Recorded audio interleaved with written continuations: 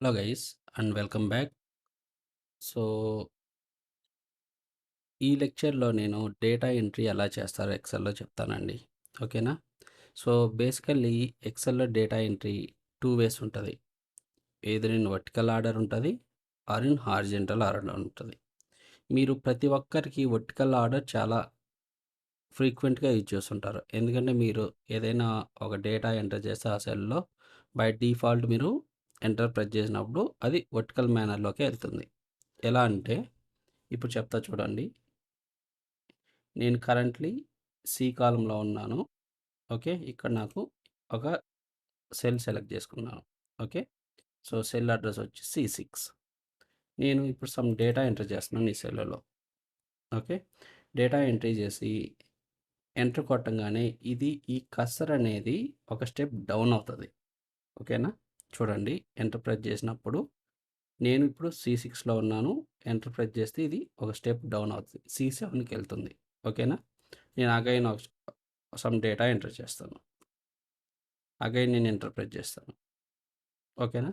ఇలా కర్సర్ అనేది vertical మేనర్లో move అవుతూనే ఉంటుంది. ఎప్పుడైతే మీరు ఎంటర్ ప్రెస్ చేయగానే ఒక స్టెప్ డౌన్ అవుతూ ఉంటుంది ఈ కర్సర్ అనేది.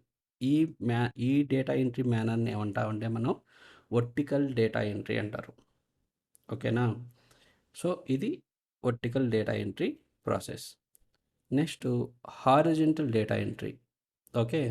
సో మీరు side by side data entry చేయాల్సి వస్తుంది. ఓకే. ఈ రిక్వైర్మెంట్స్ వచ్చినప్పుడు మీరు ఏం చేయాలంటే ఎంటర్ ప్లేస్లో ట్యాప్ ప్రెస్ చేస్తాం. ఓకేనా? ఇప్పుడు చూడండి, నేను 1 2 3 అని అప్డేట్ చేశాను ఈ H6 సెల్లో. ఎప్పుడైతే నువ్వు ట్యాప్ ప్రెస్ చేస్తావో ఈ కర్సర్ అనేది I6 సెల్కి సెలెక్ట్ చేసుకుంటుంది. చూడండి, ట్యాబ్ నొక్కుతున్నాను. ఇది I6ని ఫోకస్ చేసింది ఇప్పుడు కర్సర్ అనేది. నేను అగైన్ సమ్ డేటా ఎంట్రీ చేస్తున్నాను దీంట్లో. మళ్ళీ ట్యాప్ ప్రెస్ చేసినప్పుడు J6కి వెళ్తుంది. ఓకేనా? ఇలా మనం టూ వేస్లో డేటాని ఎంట్రీ చేయొచ్చు ఎక్సెల్లో. ఎయిదర్ ఇన్ వర్టికల్ మేనర్లో చేయొచ్చు ఆర్ ఇన్ హారిజెంటల్ మేనర్లో చేయొచ్చు.